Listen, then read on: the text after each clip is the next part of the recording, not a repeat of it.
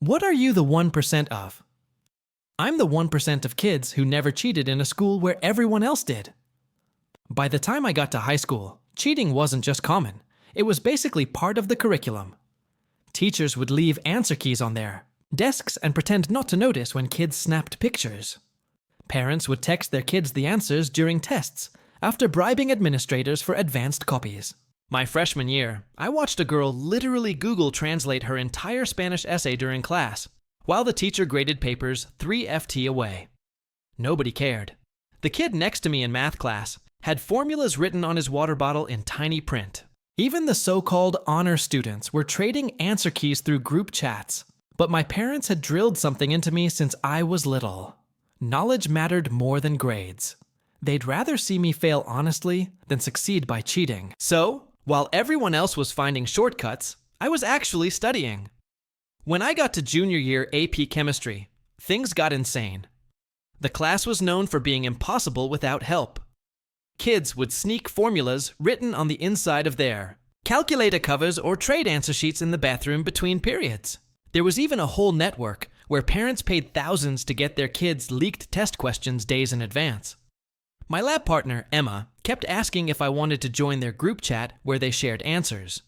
She couldn't understand why. I kept saying no. "Everyone does it," she'd whispered during tests. "The teacher expects it," but I kept my head down and worked through the problems myself. One Tuesday morning, everything changed. We were taking our midterm when the principal walked in with 2 security guards. Apparently, someone had reported the cheating ring after screenshots of our test got leaked online the night before. They started confiscating papers and phones. One by one, 11 kids got suspended on the spot. Emma was crying as they let her out. Kids were panicking, deleting group chats, trying to eat pieces of paper with formulas written on them. The whole thing was chaos. I just sat there in the corner watching it all unfold while I finished my test. Honestly, when the dust settled, I was the only one left in the room with my grade intact. The same thing happened senior year with the SATs. Parents were paying tutors insane money to get their kids extra time or leaked questions. Kids would fake learning disabilities to get extended time or have their wealthy parents donate new computer labs in exchange for accommodation letters. But I stuck to my guns. I spent every weekend at the public library making flashcards until my hands cramped, taking practice tests until I could recite question patterns in my sleep, while other kids were getting professional test prep that cost more than my family's car. I was using free online resources and library books. When results came back, I had scored higher than everyone who cheated, a 1580 out of 1600. Emma, who got back into school after her suspension, scored a 1,200 after her parents paid 15 grand for premium test prep that was basically organized cheating. College acceptance letters started rolling in, and mine were different. Admissions officers were calling me directly. They'd seen my scores alongside my school's reputation and wanted to know how I did it.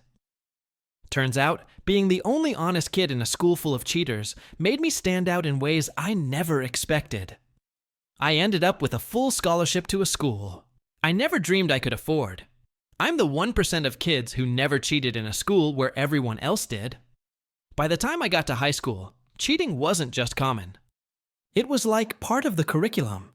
Teachers would leave answer keys on their desks and pretend not to notice when students snapped photos. Parents texted answers during tests after bribing administrators for early copies. My freshman year, I watched a girl Google translate her entire Spanish essay in class, while the teacher graded papers just a few feet away. Nobody cared. The kid next to me in math had formulas tiny enough to fit on his water bottle. Even the honor students were trading answer keys in group chats. But since I was little, my parents drilled one thing into me. Knowledge mattered more than grades. They would rather see me fail honestly than succeed by cheating. So while everyone else searched for shortcuts, I studied. By junior year, AP chemistry was notorious for its difficulty. Kids snuck formulas written inside calculator covers or swapped answer sheets in the bathroom. There was even a whole network where parents paid thousands for leaked test questions days in advance. My lab partner, Emma, begged me to join the cheating group chat. Everyone does it, she whispered during tests. The teacher expects it. I refused and kept my head down, solving problems the right way. Then one Tuesday morning, everything changed. We were in the middle of our midterm when the principal burst in with 2 security guards. Someone had reported the cheating ring after screenshots of the test leaked online the night before. They started confiscating papers and phones. 11 kids were suspended on the spot. Emma was crying as they let her out.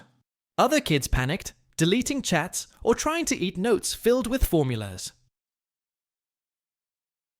I sat in the corner, watching. When the dust settled, I was the only one left with my grade intact. The same thing happened senior year with the SATs. Parents paid insane. Fees for extra time or leaked questions. Kids faked learning disabilities, and wealthy families donated computer labs for accommodations. But I stuck to my principles. Every weekend, I sat in the public library, making flashcards until my hands cramped, taking practice tests until I could recite question patterns in my sleep. While others got pricey professional prep, I used free libraries and online tools. When the results came in, I scored a 1580 out of 1600, higher than anyone who cheated. Emma, who returned to school after suspension, and 15 grand of premium test prep, scored 1200. College acceptance letters flooded my mailbox, but mine were different. Admissions officers called me directly, impressed by my scores alongside my school's reputation. It turned out being the only honest student in a sea of cheaters made me stand out more than any grade ever could. I earned a full scholarship to a school I never dreamed I could afford. This experience taught me something vital. Honesty isn't just about rules. It's about integrity when no one's watching. It's about resisting the easy way because the harder path builds character, and that character is what really opens doors. Story 2, I texted the family group chat. Graduation's tomorrow. Would mean a lot if you came. My brother replied, "We're busy. Don't expect us." My dad added, "It's just a piece of paper." I just wrote back, "Got it." That evening, what they saw on social media made them call me 67 times. My name's Mason. I'm 26. First to graduate college in my family. First to get a master's. First to make it out of our little town without falling back in. And last to ever believe they'd be proud of me for it. Family reunion was always loud in our house. Overcooked turkey, undercooked opinions, and someone crying before dessert. This year, it was me. "Let's toast to Jason," Dad said, raising his beer bottle at the head of the table. "Got promoted again. Regional manager now. Big man." Everyone clapped. My brother beamed. His girlfriend leaned into him like he just won the Nobel Peace Prize. I forced a smile. "Congrats, man. Jason didn't even glance at me. Not bad for someone who didn't waste time on college, huh?" Laughter erupted. Dad slapped the table, choking on his drink. Mom added, "See, Mason, you could have done something real like your brother. But no, books and loans and what? A certificate? A master's degree?" I corrected quietly. She waved her hand. Same thing. I stared at my plate. The cranberry sauce looked like it had more dignity than I did. Aunt Karen chimed in. "Well, when is the graduation anyway? Might as well make it a family weekend, right?" My chest tightened. Maybe this was the moment. Maybe they'd show up just this once. Next Saturday, I said, 2 p.m., University Hall. I already sent the invitations. Jason snorted. "Wait, you're actually doing the robe and stage thing?" I nodded. He looked at Dad. "Can we not?" Dad didn't even blink. "We're busy. Don't expect us." Silence. It was like someone had yanked all the air out of the room. My mom stabbed a green bean like nothing happened. "It's just a piece of paper." Dad added, "You. Going to hang it next to your student debt." A few people chuckled. I didn't. That evening after dinner, I sent a message to the family group chat, just reminding graduation's tomorrow. Would still mean a lot if you came. Jason replied, "Just reminding you. "We're busy. Don't expect us." Dad followed. "Let me say it again. It's just a piece of paper." I stared at the screen, then typed back. "Got it." That was it. No fight, no guilt trip, no begging, just got it. I didn't know it yet, but those 2 words would echo back louder than any speech I could have given from that stage. Because what they saw later that night, what the rest of the world saw, wasn't just a graduation. It was the first time I showed them what they'd really lost. And by then, it was far too late. You want the truth? I paid for everything. Not just my education. Everything. Rent, groceries, car repairs, phone bills, my mom's dental surgery, my dad's truck insurance, Jason's gambling debt twice. I was 19 when I took my first job cleaning night shifts at a clinic while doing undergrad. Came home at 3 a.m., smelling like disinfectant and despair, and still woke up for 8 a.m. lectures. Meanwhile, Jason was partying through life, freeloading at our parents' place, calling himself an entrepreneur. His startup, selling knockoff shoes on Instagram, and begging me to fund him just this once. The first time he asked, he cried, said, "Bro, you're my only hope." The second time he threatened, "You owe me for everything I've done for this family." What had he done? No one could answer that. But when I said no, just once, Mom jumped in. "Mason, your brother needs support, not judgment. You're not better than him." And Dad, he looked at me and said, "If you can pay for college, you can help Blood."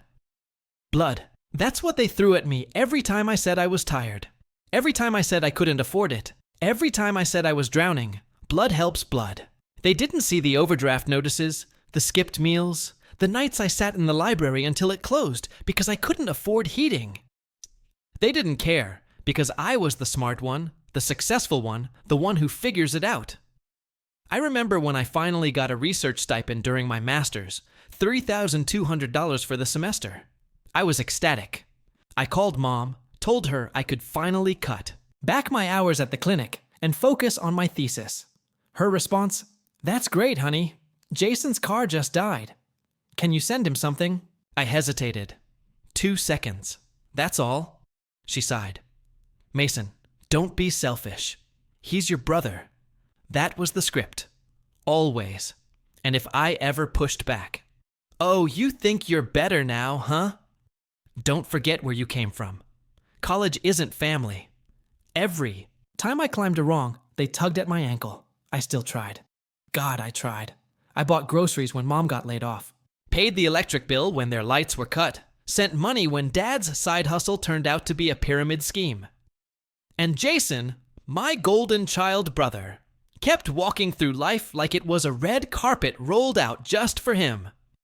He got a new job, family dinner. He made a new Instagram reel, group chat explosion, me getting published in a peer-reviewed journal, crickets when I sent out graduation announcements. I even included a note. I know we've had our ups and downs, but this is important to me. I'd love for you to be there. Dad never opened it. Mom said she misplaced hers. Jason sent back a meme of a guy sleeping through a lecture. I laughed. I had to because what's the alternative? Crying into your thesis? I told myself, they'll show up. When it matters, they'll come. But as the day got closer, things got worse. Jason asked if I could help cover his rent again. I said, no. He ghosted me. Mom called a few days later. Your brother's going through a lot. Can't you just help out? Mom, I have my own bills. You've always been good with money. I'm $78,000 in student debt. Stop being dramatic. That was their favorite word. Dramatic. I was dramatic when I asked them not to post photos at the casino while telling me they couldn't afford gas to visit. Dramatic when I asked why Jason had my laptop, the one I saved 3 months to buy, and Mom said he needed it more. I was dramatic when I found out Dad had withdrawn from my college fund behind my back to pay off his credit card. Blood helps blood, he said again. No apology, just expectation. So, when I sat at that family reunion table, surrounded by their toasts to everyone else, promotions, engagements, weight loss, I wasn't shocked that no one mentioned my graduation. But it still hurt. It hurt that Jason's girlfriend got a birthday cake while I couldn't get a "we're proud of you." It hurt that I brought a printed graduation invite tied with a gold ribbon, and Mom left it on a pile of old coupons and unopened mail. It hurt that I had to remind them in the group chat at all. It hurt more when they answered, "Jason, we're busy. Don't expect us. Dad, it's just a piece of paper." And I typed back, "Got it." But that night, that exact night, they saw something they weren't ready for because, while they were busy watching Jason's beer pong highlights, my name was trending. Someone had filmed my research presentation 2 weeks earlier. I didn't even know, but it went viral. A student explaining climate modeling in simple language, making the room laugh, cry, and applaud. It hit 1 million views in 24 hours. Then the university posted my graduation speaker announcement. Then a local news station covered it. Then their phones exploded. I didn't even have to say a word. The world was finally watching. And so were they. The first call came at 7:12 p.m. I didn't pick up. Second call, 7:14. Third, 7:15. By 7:23, I had 15 missed calls. By the time I put my phone on airplane mode, the count hit 31, and I knew why. That evening, my graduation speech went viral. Not just a few shares, not just my university posting a blurry clip. Full-on viral. Someone from the audience had recorded my entire speech, shaky camera and all, and uploaded it to TikTok with the caption, "This man just made the whole room cry." First gen grad, talking about doing it all alone. In under 2 hours, it had 400K views. By midnight, 3.6 million. I didn't even know it had happened until a classmate sent me the link with 3 words. "Bro, you exploded." When I opened it, I barely recognized myself. There I was, standing at the podium, voice shaking, but eyes locked on the crowd. To the students who got here without parents clapping at every milestone. To the ones who paid tuition with tips, loans, and grit. To the ones who raised themselves and still chose kindness. You made it. You deserve to be seen. The applause. The standing ovation. The tears in people's eyes. I hadn't planned it. I just spoke from the wound.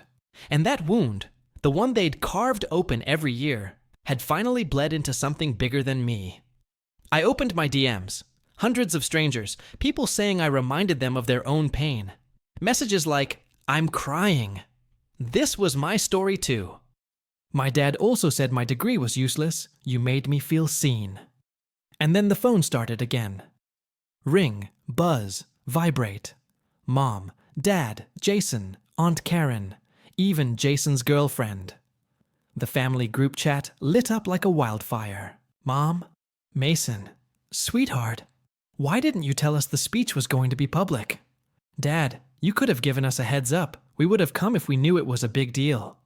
Jason, yo bro, not going to lie, that was fire. Can you tag my business? Page on your post? The traction would help. RN Aunt Karen, just watched your video. Proud of you even though we couldn't make it. Maybe next time. Plan around the holidays." Next time, I had just closed the biggest chapter of my life without them in the audience, and they wanted a next time. Then Jason tweeted, "Family doesn't always have to show up to love you. Some of us support from afar." With a selfie on the couch, beer in hand, I stared at the screen, and something inside me broke. Not loudly, but cleanly, like a thread snapping after years of strain. I opened the family group chat, and for the first time in my life, I didn't soften my words. I didn't coat the truth in politeness. I dropped the mask. You all want to know why I didn't tell you the speech would go viral? Because I didn't think it would. Because I wrote it alone for people like me, not people like you. Typing bubbles appeared. I ignored them. Mom, you called my thesis a hobby. Dad, you said graduation was just a piece of paper. Jason, you borrowed my laptop and never returned it. You took $600 for rent and used it at a casino. And when I said I couldn't send more money, you ghosted me. But now that 3 million people are clapping, you want to be proud. You weren't there when I cried at 3 a.m., writing my dissertation. You weren't there when my fridge was empty for a week and I told you I was fine. You weren't there when I defended my thesis, and all I wanted was one text that said, "We're proud of you." Silence. Then Dad replied, "You didn't need to share all that online." It's upsetting. I stared at his message. Not, "You're right." Not, "I'm sorry." Not, "We should have been there." Just, "You're making us look bad." I typed funny. I spent years trying not to make you look bad. Skipped therapy, lied to friends, made excuses for why I sent money every month like it was rent. I gave you everything, and still, it was never enough. Then I sent the last message. If I mattered when no one was watching, you would have shown up. Don't pretend now. I'm not here to boost your image. I'm not your validation. I'm not your wallet. I'm not your scapegoat. I'm done. One by one, red receipts popped up. Mom read, Dad read, Jason read. Karen left the chat. My phone started vibrating again. This time with a call from Mom. I declined. She called again and again. I turned the phone off. I walked outside. It was cold. December breeze slicing through my hoodie, but I felt warmer than I had in months. No more silence. No more "don't rock the boat." No more swallowing rage to keep the peace in a war I never started. They could call. They could rage. They could sob. But the door, it was shut. And this time for good. I didn't block them.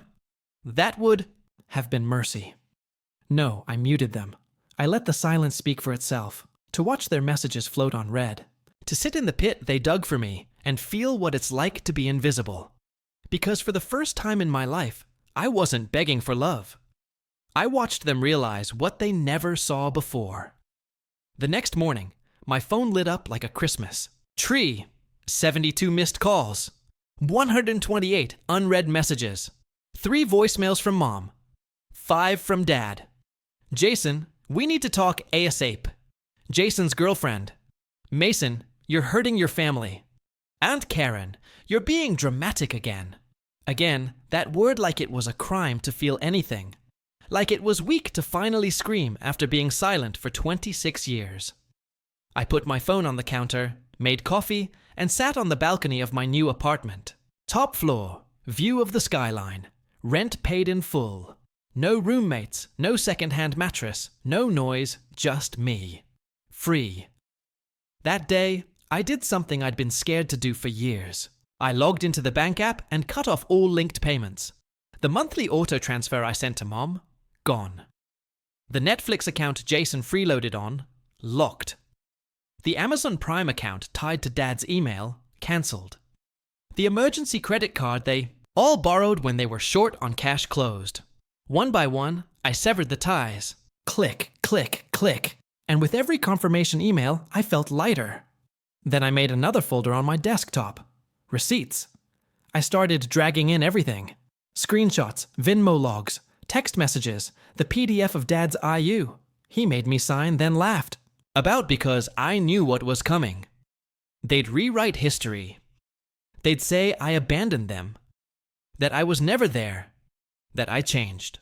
So I made sure the truth was organized, time-stamped, and backed up. By noon, my inbox was blowing up. Subject, interview request. Subject, podcast invitation. Surviving without support. Subject, TEDx interested. Please respond. Subject, feature, article. The viral grad who said what we all felt. I was scared, but I wasn't small anymore. I sent a reply. Yes, but I speak on one condition. This story isn't about reconciliation. It's about liberation. The editor wrote back in 5 minutes. Perfect. That's exactly what people need right now. That night, I posted one photo on Instagram. Just me standing in my apartment holding my diploma in one hand and a coffee mug in the other. Sun pouring in. Peace on my face. Caption. For every person who graduated alone, this is for you. For every person who fed their family before feeding themselves, this is for you. For every person who had to become their own parent, cheerleader, and safety net, this is for you. You're not too much. You're just finally being enough for yourself. 20,000 likes, 12,000 shares, hundreds of comments from strangers who finally felt seen. And somewhere in that sea of love was one comment that stopped me cold. Jason, proud of you, bro. Even if we weren't always the best, we got history. I didn't reply, but I saw it. And that's all he was going to get a view. A few hours later, a message from Mom. No apology. Just, we're family. We shouldn't be fighting like this publicly. Like she hadn't been the one to say. It's just a piece of paper. Like they hadn't skipped my graduation to watch a football game and eat leftover turkey. She continued, people are talking. I'm getting messages. Your aunt said her coworkers saw your video. I hope you're proud. I was more than she'd ever been. Of me. I closed the message, didn't respond. That weekend, I got an invitation to speak at a youth conference. Fully paid travel, honorarium, hotel. On the flight there, I scrolled through my old photo album. Birthday parties where I baked my own cake. Report cards with no one to show them to. My acceptance letter folded in a drawer. And now, me flying first class in a suit I bought with my own money to talk to kids who felt as lost as I once did. During the Q&A, a girl raised her hand. Do you ever wish they were here to see this? I paused and I told the truth. They saw everything. They just didn't look. And now they can watch from the sidelines, but I don't perform for them anymore. The room went silent. Then someone stood. Then another. Then applause that didn't feel polite. It felt real. After the event, I got another text from Jason. We should grab lunch sometime. Clear the air. Family's all we've got, right? I laughed out loud, then deleted it without reading the rest. Because no, family isn't all we've got. Sometimes all we've got is ourselves. And that is more than enough. It's been 4 months since I texted. Graduation's tomorrow.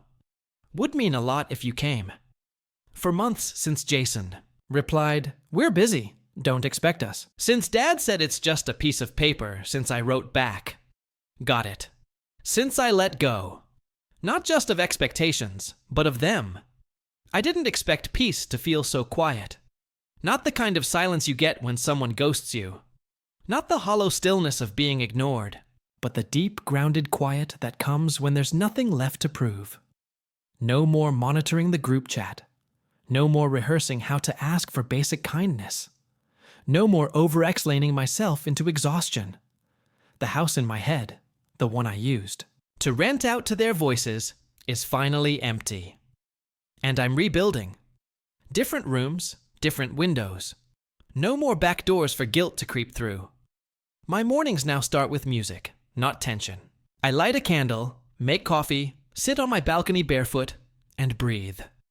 I keep a journal, not to spiral, but to remember what I survived, what I gave, what I reclaimed. And recently, something strange has started happening. People reach out, strangers. They call me brave. They say my story helped them cut ties, helped them walk out of the emotional quicksand of guilt and gaslighting. A woman from New Zealand wrote, I saw your video. I left my parents' house that night. Took my kid. We're safe. Now, a high schooler DM'd me. My mom always said college was stupid. I applied anyway. I read your story every time I want to quit. They're not looking for a savior. They're looking for permission. And I give it to them with both hands because no one gave it to me. I used to believe that healing looked like a movie montage, smiling friends, success, everything clean and bright. But healing is messier. It's unfollowing your own family on Instagram. It's skipping holidays and feeling that mix of grief and relief. It's opening old wounds just to disinfect them properly this time. It's mourning people who are still alive. But in that mourning, there's magic. The kind of magic that makes space for better. The kind that makes room for people who say, I see you. You're not too much. You don't have to earn rest. A few weeks ago, I ran into my high school teacher at a bookstore. She recognized me from the article. You always had that spark. She said, back then, it just didn't have oxygen. That line stuck with me because for years, I tried to burn bright in a family that kept smothering the flame. Now I'm finally free, living on my own terms, and they know it. They keep their distance now, but I see the likes on my posts. I see when Mom lurks from her alt account, when Jason shares memes about haters, and I don't care. I'm not waiting for remorse from people who can't recognize their own cruelty. My forgiveness is not a key they get to ask for because it wasn't a door they ever knocked on in the first place. Forgiveness for me is internal. It's saying, you happened and I happened after you. That's enough. This morning, I walked past a mother and son in the park. He was maybe 7. He showed her a stick and she said, "That's amazing, sweetheart." And I felt something shift. It wasn't jealousy. It wasn't pain. It was hope. That maybe somewhere down the line cycles can break. That maybe not all families silence the spark. That maybe one day I'll build my own with no shame passed down like heirlooms. No manipulation disguised as love. Just real warmth earned, protected, deserved. Until then, I'll keep choosing me every day louder, clearer, without apology. Because walking away isn't the end. It's the door home.